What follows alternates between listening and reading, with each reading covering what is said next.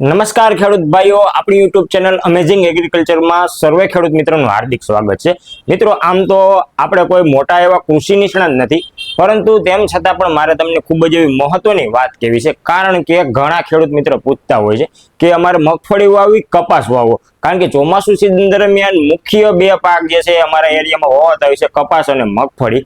એમાં છેલ્લા 2-3 વર્ષથી આ કપાસમાં ભાવમાં, ઉત્પાદનમાં ઘણો બધો ઘટાડો જોવા મળે છે, જેથી કરીને ખેડૂતો જે છે મગફળી બાજુ વળ્યા છે। અને સોયાબીનનું પણ થોડું ઘણું વાવેતર થાય છે, પરંતુ વધુ પડતું વાવેતર આપણા ખેડૂતો મગફળીનું ખૂબ જ જાજુ કરે છે।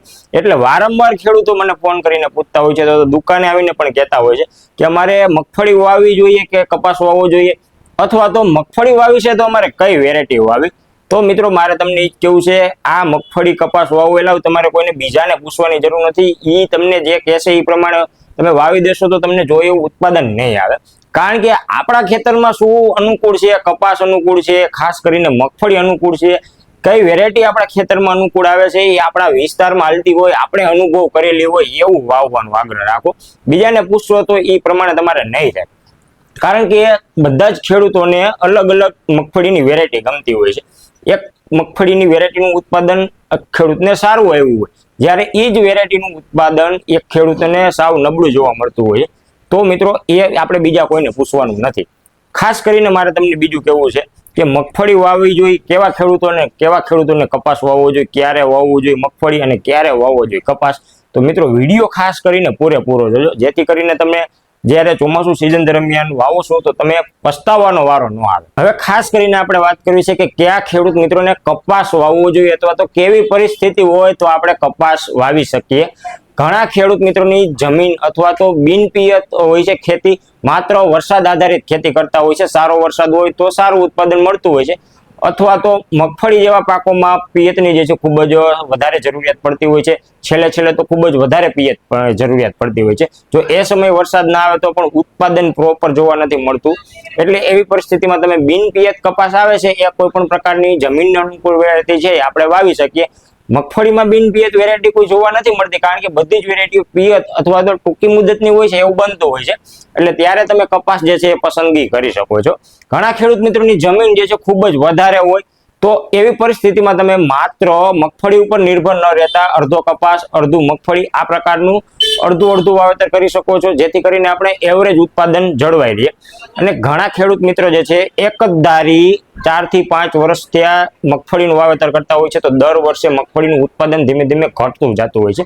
તો એમાં પણ તમે પાકની ફેરબદલી તરીકે કપાસ છે એ વાવી શકો છો, જેથી કરીને જમીન જે છે બીજી વખત મગફળી વાવો તો તેનું ઉત્પાદન તમને સારું મળી શકે। વાત કરીએ મગફળી કેવી પરિસ્થિતિમાં કેવા ખેડૂતોને વાવવી જોઈએ, જેમને પિયતની સુવિધા સારી છે, જમીન પણ સાવ મીડિયમ છે, તો એવી પરિસ્થિતિમાં મગફળી જે છે આપણી જમીનમાં સારું ઉત્પાદન આપી શકે છે। પાછળથી તમારે શિયાળુ પિયત કરવું છે તો એ પણ થઈ શકે, 2 સિઝન તમે લઈ શકો। તો આવી પરિસ્થિતિમાં મગફળી આપણે વાવવી જોઈએ। જે ખેડૂત મિત્રો વાડીએ પશુ રાખે છે, ઢોર રાખે છે, એ પણ મગફળી વાવતા હોય છે, કારણ કે ભૂકા માટે આપણે મગફળીનું વાવેતર કરતા હોય છે। પાછળથી ભૂકો લેવા માટે ઘણો બધો ખર્ચ થતો હોય છે। હવે 2-3 વર્ષથી આ ભૂકાના ભાવ ખૂબ જ સારા છે, જેથી કરીને પાછળથી ખર્ચ વધી જતો હોય છે। શરૂઆતમાં મગફળી વાવવા માટે કોસ્ટિંગ ખૂબ જ વધી જતું હોય છે, કારણ કે મગફળીના દાણા જે છે અત્યારે 3032 રૂપિયાના મણ બજારમાં થઈ ગયા છે। તો મોટી મગફળી હોય એ વીઘે 30 થી 35 કિલો જેટલું બિયારણ જોઈ જતું હોય છે, જેથી કરીને ખર્ચો જે છે 4800 થી 5500 રૂપિયા સુધીનો પહોંચી જતો હોય છે। એટલે શરૂઆતમાં પૈસાની ખૂબ જ વધારે જરૂરિયાત પડતી હોય છે જો તમે મગફળી વાવો તો। જ્યારે કપાસમાં માત્ર 800-900 રૂપિયામાં 2 વીઘા જમીનનું વાવેતર આરામથી થઈ જતું હોય છે। તો ખર્ચાની દ્રષ્ટિએ મગફળી જે છે વધુ થતું હોય છે, કપાસ જે છે ઓછું રહેતું હોય છે। અને મગફળીમાં બાય પ્રોડક્ટ તરીકે તમે પાછળથી ભૂકો મળે છે, જ્યારે કપાસમાં બાય પ્રોડક્ટ તરીકે માત્ર હાઠિયું વધે છે, જેનો આપણે હવે કોઈ ઉપયોગ નથી કરતા। એટલે ભૂકો જે તમે વેચતો તો પણ મગફળીના દાણાના પૈસા 50% સુધી કવર થઈ જતા હોય છે। એટલે તમારે શરૂઆતમાં થોડુંક વધારે રોકાણ થતું હોય છે, પાછળથી તમને એનો ઘણો બધો ફાયદો પણ થતો હોય છે। છેલ્લા 3-4 વર્ષથી આ કપાસમાં વરસાદ પડી જવાના કારણે કપાસ જે છે બધો જ બગડી જતો હોય છે, બરી જતો હોય છે, એવી પરિસ્થિતિ થઈ જતી હોય છે।